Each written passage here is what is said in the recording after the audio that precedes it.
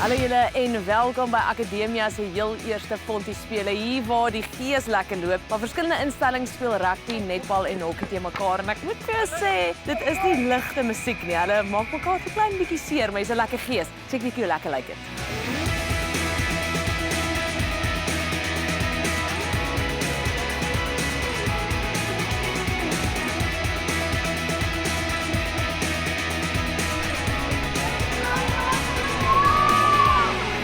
Ons is verskriklik opgewonde. Die girls hier agter my is reg en lus vir 2 dae vol lekker wedstryde.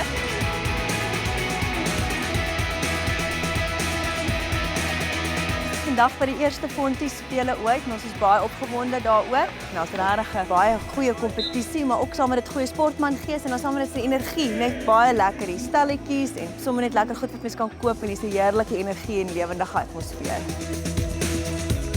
Wat gaan dit? Dit is natuurlik vir ons 'n baanbreker. Hulle praat al van die grond is gebreek. Grond word gebreek met die tokse.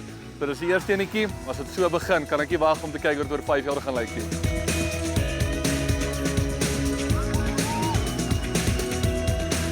Die kompetisie hier is baie hard. Elkeen is hier om die kompetisie te kom wen. So sterk aan elke span en ons gaan groot. Thank you so much for having us at this amazing tournament, die Fontie Spele. We are having so much fun. The sportsmanship is amazing. We've made new friends and the tournament itself is such an amazing day.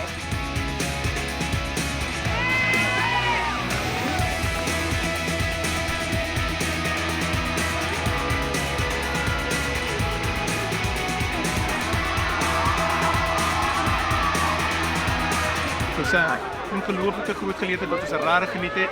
Dankie aan elke instansie wat daar was. Julle het 'n fees gemaak. Ons is baie trots op ons eerste Fontie spele en ons weet dis die eerste van vele.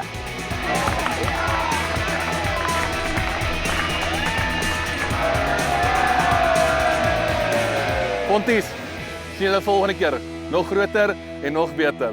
Lekker Fonties.